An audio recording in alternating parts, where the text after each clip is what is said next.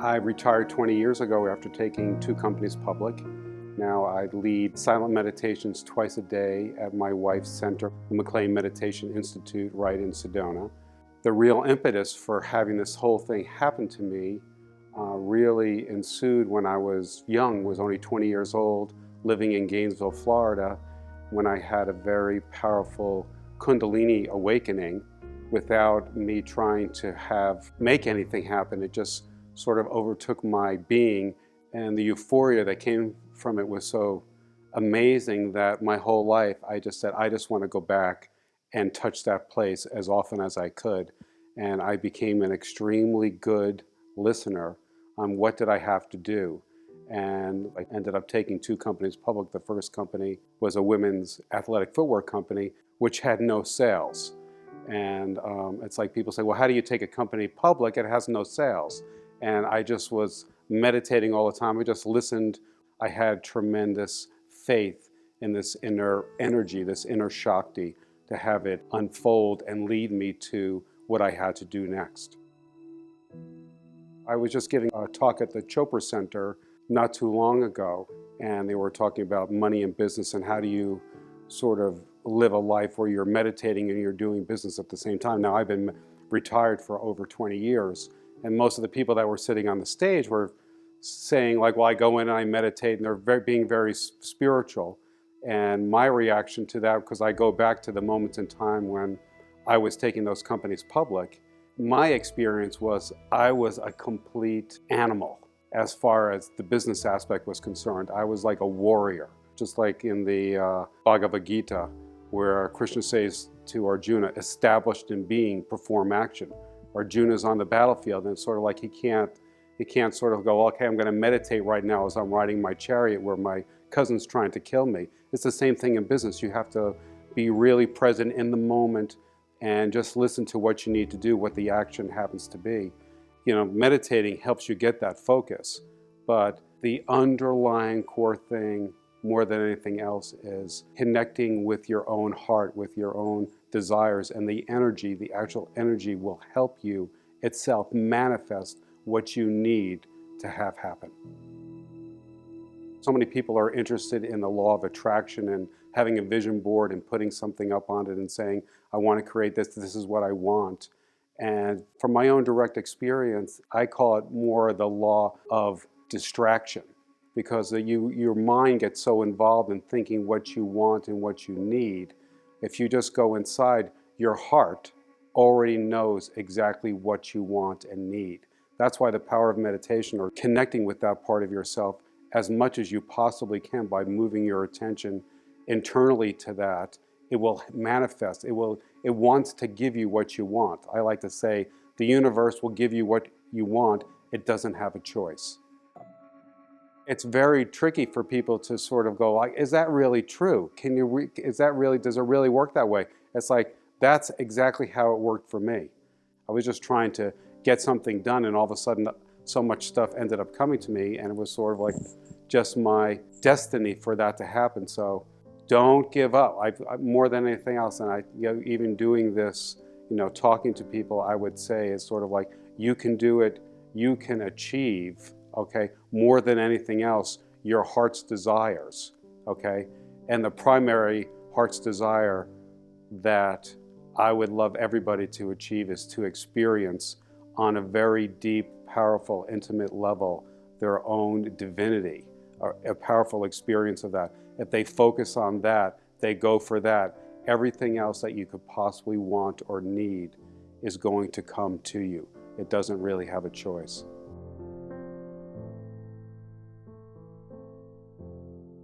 Fear is a natural thing. It's like if you look at the brain or the amygdala and the fight or flight, it's sort of like something happens, it jolts you when you experience fear. It's sort of, I'll give you an example of that. On October 22nd, 1987, 4 months before I took my company public, the stock market crashed, all right? And my company was completely out of money. And I called up my investment banker and said, oh my God, it's like, what, are you still gonna take my company public? And he was like, he wasn't even laughing at the other. He goes, why, who would ever wanna buy any stock in your company when you could buy IBM at $3 a share themselves? So I heard that, and to me, although there may be a little bit of a sense of like, oh crap, what do I do now? But I knew enough from my experience was so strong with this internal faith and like, okay, what do? I just like starting to meditate. And lo and behold, only within 4 months, the company ended up going public. That was, I think, October 22nd. The company went public on February 12th. It was like an amazing turnaround that not only the stock market turned around, but this company, which had no sales, okay, ended up going public. But the sense, do not, I think there's a misnomer. People think that, you get into the state, you're not going to experience any fear. That's a bunch of baloney. You're going to experience the fear, okay? But what action you take next, what you do next, is the thing that you just have to learn and open yourself with your heart to say, okay, what do I do? Over time, and after taking a couple of companies public, I was out on the street with my second company, taking it public. I had all these inner city leather jackets and shoes and everything, and the investment banker was standing there, and he was so excited about wanting to take this second company public. And a man walks up and says, if I have that jacket on tonight, I'm a dead man. And this is like, he was basically saying, hey, listen, this is the hood. You have a leather jacket on that looks like that, somebody's going to try to take it away from you. And this investment banker walked away from the deal. Right then he goes, there's no way that I can take this company public. I don't want to be involved with a company called Aerial Assault. So part of me was like, oh crap, in the moment. Was that fear, or whatever you want to call that? It probably wasn't really fear other than like, oh wow, what am I going to do now? And within 2 weeks, I ended up having another investment banker in Chicago who decided to take the company public. And I write about that story in my memoir, and it's like, it's amazing. You talk about synchronicities, about where that money came from this from this investment banker who never took a company public before, to see how that transpired. So please allow yourself, as you feel fear, okay, I'm feeling fear. This is sort of like a natural sensation that's coursing through your body, all right? But that doesn't stop you from like, okay, I feel it, I'm going to start to meditate or go inside or do a mantra or do your breathing or do whatever technique that you happen to do.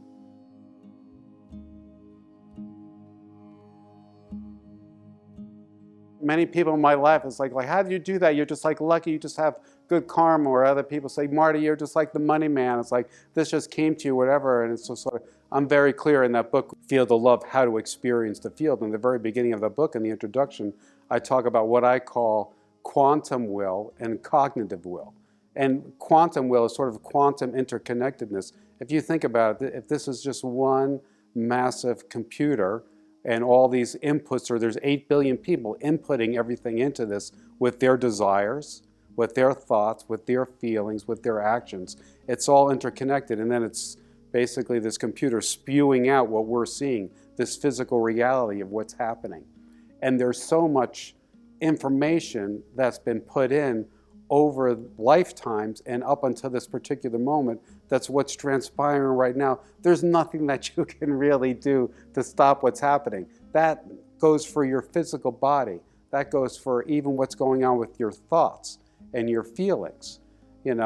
It's sort of like, well, where the hell is free will then? I said, okay, maybe there's a little bit of free will. It's sort of like what you're moving your attention in your mind, but the actual benefit, the actual manifestation of what that is, it's going to happen sometime in the future. It's not going to happen right now. So everything that's ever happened to me, from my spiritual experiences to my business things, there's like no doubt in my mind that everything is just unfolding from what's happened in the past. And that's what I would call quantum will. It's just the reality of like God manifesting itself.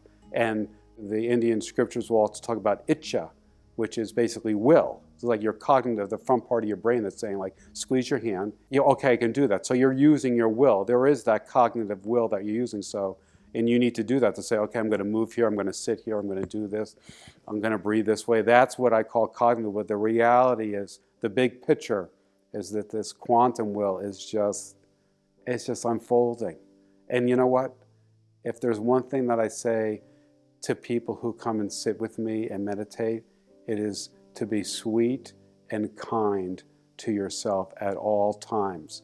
If this reality is true, that this is all just unfolding, that it's all just movement, why could you ever beat yourself up for anything that you've done, that's happening to you, that you see other people doing to somebody else, that you feel connected with in some way, shape, or form? It's just like, that's complete insanity. It's sort of like love what you love, what is, love what the manifestation happens to be, and more than anything else, be sweet to yourself all the time. There's never a moment when it's not inappropriate to be completely sweet, kind, and loving to yourself. I grew up in a family with 7 boys, so we're very athletic. We were always playing some type of sporting event. And it's, very much like the Bhagavad Gita. It's like, okay, we're going to go out there, we're going to play the game. Again, it's back to established in being, perform action. You know why? Why do you do that? Because it feels good. It feels good to make the effort to better yourself or change, or what you want to have manifest for you. It's like I was like, hey, I need to make this money because I want to get myself into a position of being able to meditate all the time. I didn't sit there and go, I'm just going to sit back and just like let that happen. It's sort of like, great, I need to perform action. I can stay in my being and perform action. It's like what's going to unfold is going to unfold. And even in the Yoga Sutras, Patanjali says the third thing that he says you can do is just surrender. Yeah, because it's just unfolding. Just surrender. It's all God, God, God unfolding what we're seeing. It's like, let that happen. And you just act to the best of your ability. You be sweet to yourself. You be sweet and loving. It's sort of like, of course, you want the most joyous. Everybody wants to be happy. They want the most joyous, happy experience that they can have. It's like, that's going to motivate you. That's going to motivate you to action. So perform that action. It's like, okay, it's going to unfold the way it is, but you can still perform your action. It's all movement. Everything that we're seeing, we're in the midst of. It's all movement. We just think that we have something to do with it.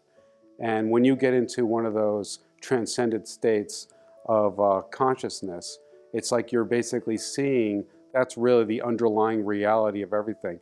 It's not that you're basically having it manifest the way that it's going to work for you. You're really the witness to what's transpiring.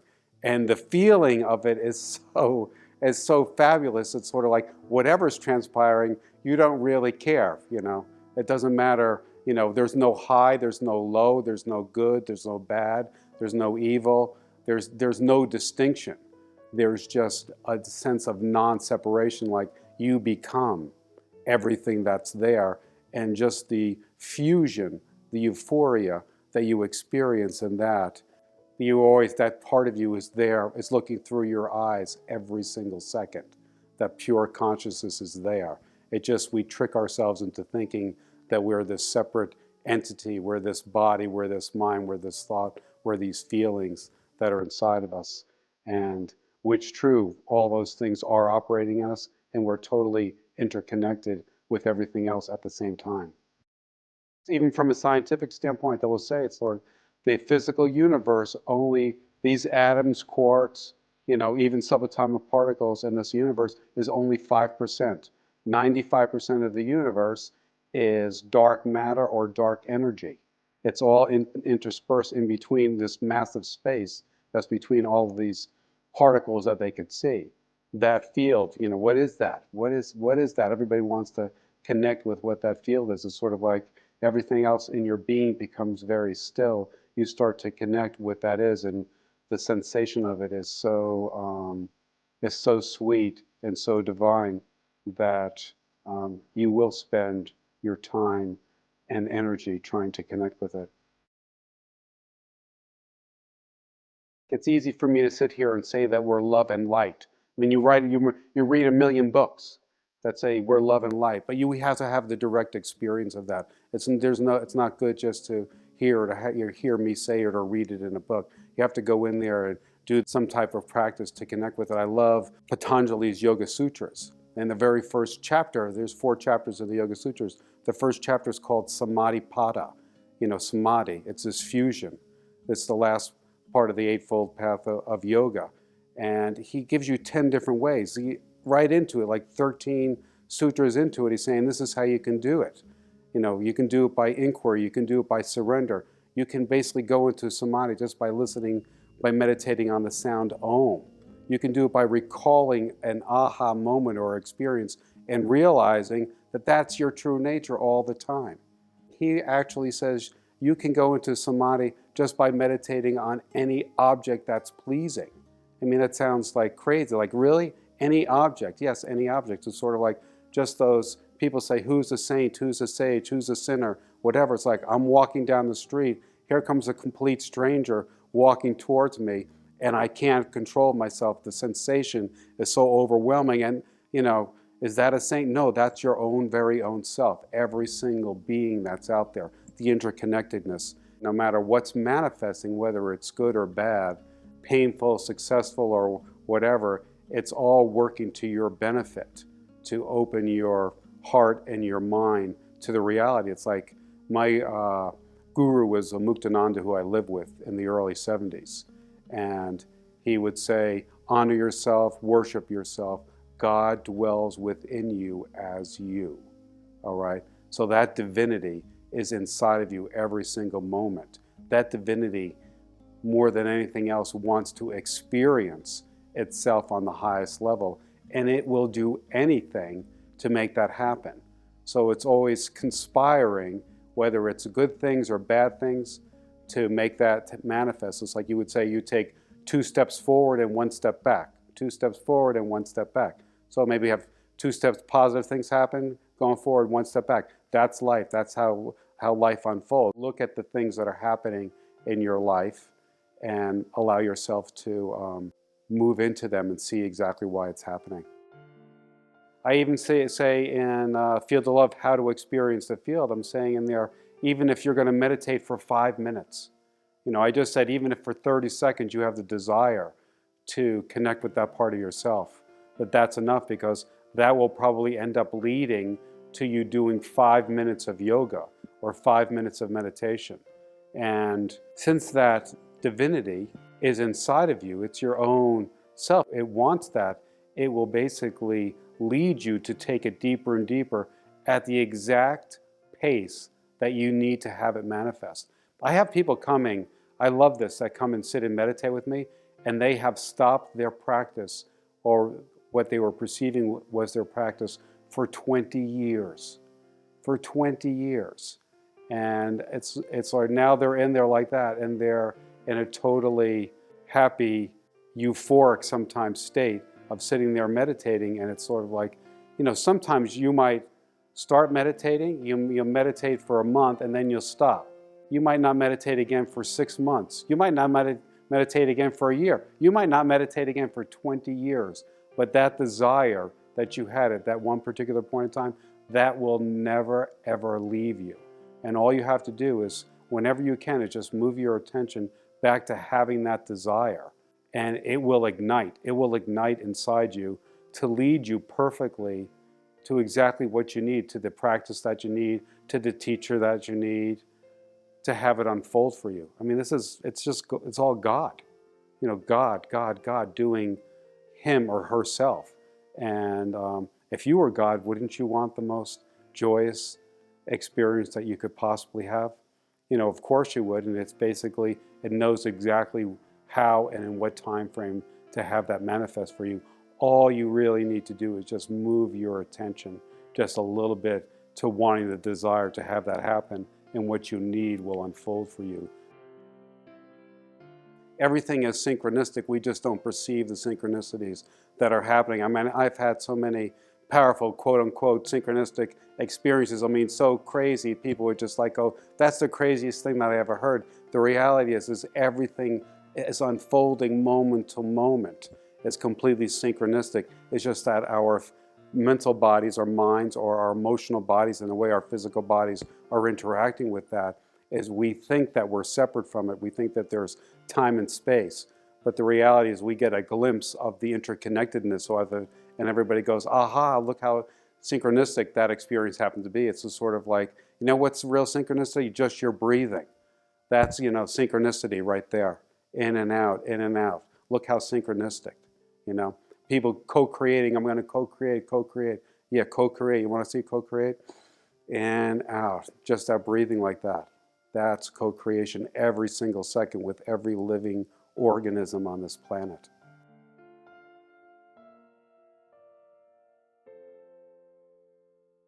I say that this internal energy is so intelligent, it knows exactly what you need to give you what you want. All of my books are entitled The Field of Love. That title ended up coming from an experience that I had after I'd been meditating for 25 years, after I had retired, after I had made all my money. I had to go into the hospital and have a back operation, and in the midst of that operation, I lost sensation in my right leg. I just couldn't feel it. I needed a walker. I had to stay in the hospital for a few days. And it was so devastating to me to have that experience. I thought, what did I do? What did I do to make that happen? And the day after the operation, a couple of days after the operation, I was home.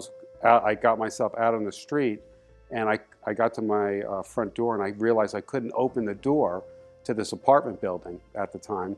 And a homeless person, you know, right out of Central Casting with a big black garbage bag loaded with cans, you know, unshaven, looked like he hadn't been taken a bath in a year, just looked at me with such love and compassion, put the cans down, walked up and opened up the door for me. And I went inside, and as soon as I got into the elevator, I just burst into tears. I just started crying. This intense emotional release took place. I didn't know exactly what it was in that moment, but I went back inside, and as soon as I did that, I just started crying again. And I was saying, what is this? What is this thing inside me? What is this unconscious thing that's creating such a powerful reaction? I started meditating, and I saw this little child, 2 years old, like you're asking this question about this unconscious. And I realized when I was a little 2-year-old in a crib that I started to hold the belief that on some level I wasn't lovable, and that on another level I had to do everything myself. I had to completely rely on creating my own reality that I really couldn't accept. And I was like just amazed that I was holding. I never knew this. I've been meditating for 25 years. I never knew this unconscious thing was happening. I started asking myself the question, who would I be if I didn't hold that thought that I was unlovable or that I had to do everything myself? Who would I be? And I was just like, had that in my mind. I went back out of my hallway, and I was walking down the hall, and a complete stranger got off the elevator and started to walk towards me. And I questioned myself, who would I be right now if I didn't have the thought, okay, that I wasn't lovable or that I didn't need anybody's help? And as soon as I had that thought, the whole hallway turned into white light. The love was so overwhelming. I was fortunate that I had the walker, because I couldn't even see the person walk past me. His body, he had a briefcase, just completely turned into love and light, and I was against the wall, and I was like total awe of the experience. And the thing that amazed me more than anything else is I wasn't trying to meditate. I wasn't trying to put myself in any other state. It was just the reality of the power of holding a belief. And if I letting go of that, it just completely connected me with my heart and this field of love.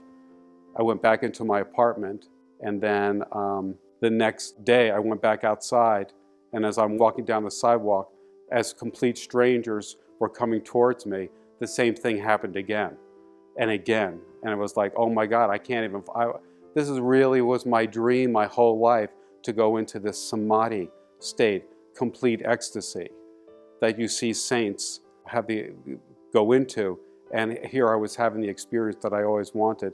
It was so overwhelming and so powerful that I finally had the sense, it's like, I have to stop this. So I took my walker and I started to go right into the street. And I knew that the traffic would stop because they're not going to run over a person with a walker. Who knows what's wrong with this guy? And I just started to sort of shut down the experience because it was so expanding. But more than anything else, it's like answering your question about, this was unconscious. This was inside of me. But this energy, this is the power of connecting with that part of yourself and letting it unfold. It will remove the blockages that you have, or it will put you into a situation where you're coming out of surgery and you can't feel yourself, to make it hurt that much, to have it be that painful internally in your mind, to go, what is this, what is this? And then it was like, wow, as I say to people, the most incredible experience of my life, all right? And it was just unloosening this unconscious belief that I had. So it's like, you can do it. But more than anything else, you have to let this energy awaken and unfold inside of you and let it go after the blockages. And at the same time it's going after the blockages, it will also end up giving you and helping you experience your heart's desire. Because even those heart's desires are something that are in your way from experiencing this ultimate state, which is always there, which is passing through us every single second. Everybody talks about, I have a mission, this is my mission, this gives me fulfillment, whatever, what's my mission in life? The only thing that I can say for myself is my mission is to experience on the deepest level continuously my own joy and divinity. And I think that people, whatever they perceive their mission happens to be, whatever their beliefs happen to be, I totally support them going after what they go after, because that's going to give them the juice and the fulfillment that they are looking for in their lives. And it's only going to lead them getting those things to find an even deeper joy within inside themselves. And I encourage people to go for that, but more than anything else, to go for the joy that's naturally inherent in their own being. You know, connect with their own love and their interconnectedness with everything else. And they can certainly do it. I like to say, it's like, well, what do I have to do? When people say, what do I have to do to connect with that? And I say, if you just simply want it, if you wake up in the morning and you're lying in bed, if you have the thought for 15 seconds or 30 seconds, I want to experience the deepest, most joyous part of myself. That's what I want to have. That is enough. Just having that desire for that amount of seconds is enough to move you towards the deepest part of yourself.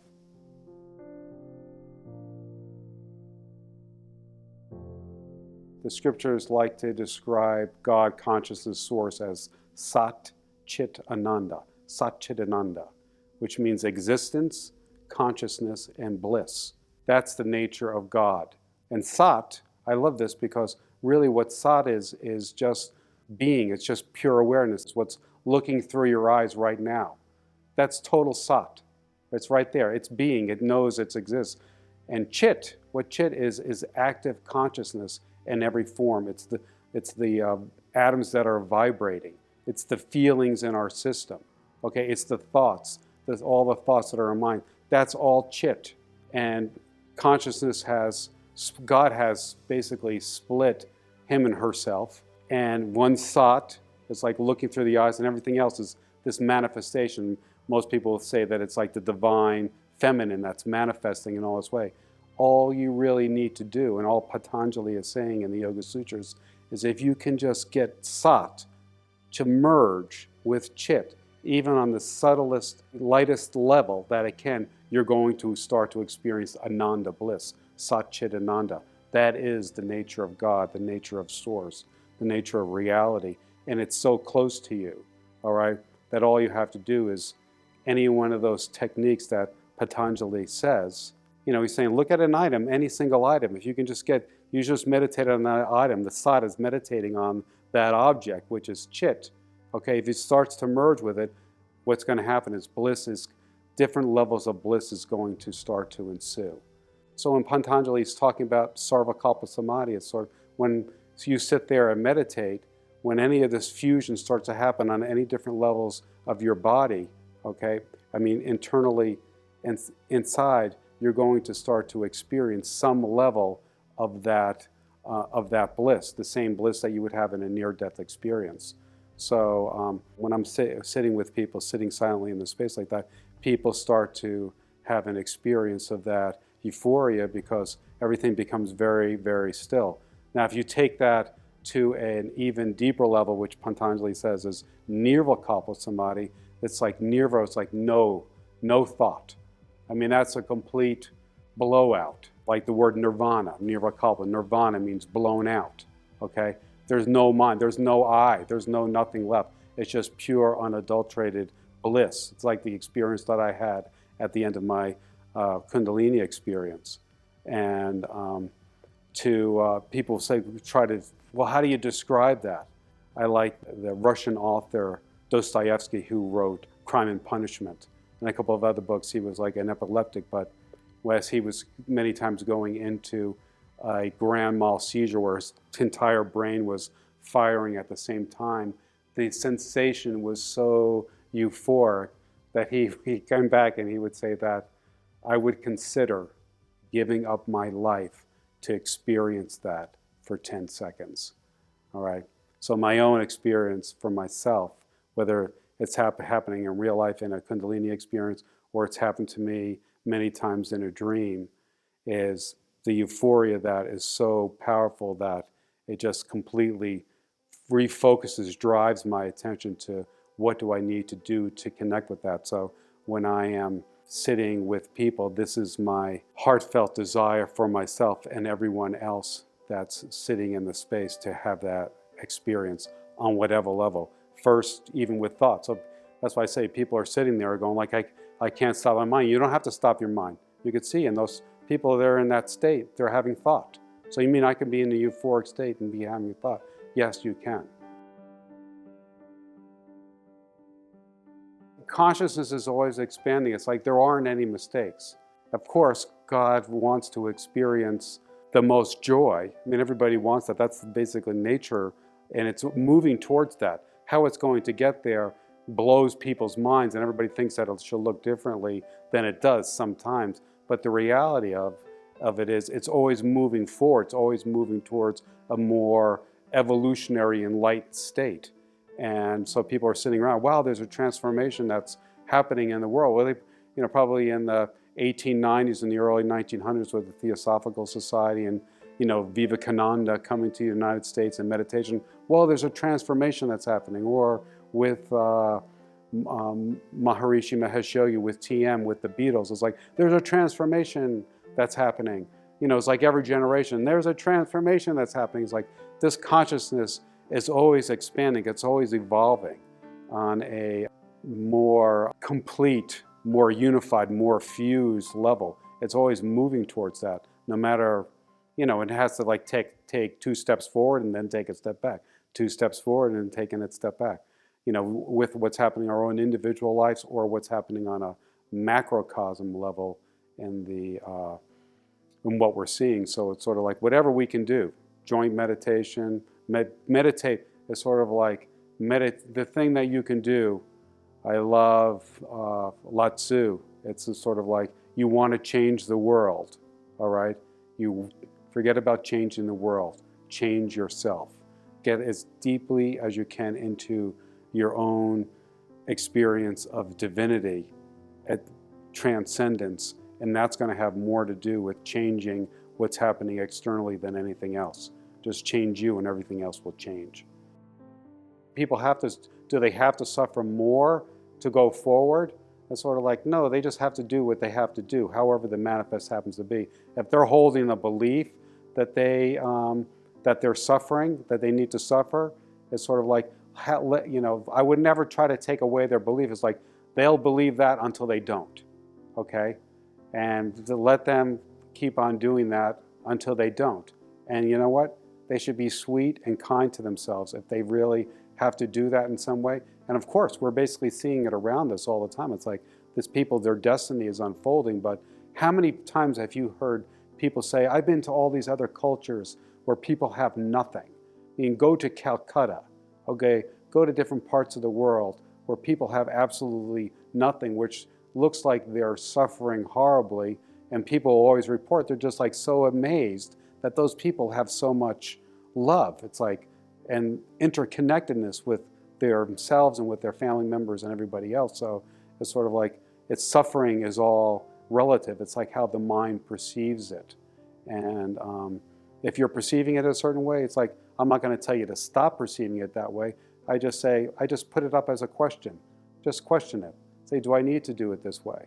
You know, and then see what unfolds after that. And be sweet to yourself no matter what. What happens? What arises in your mind? What arises in your feeling? What arises in your body? Be sweet, be loving, be kind to yourself all the time.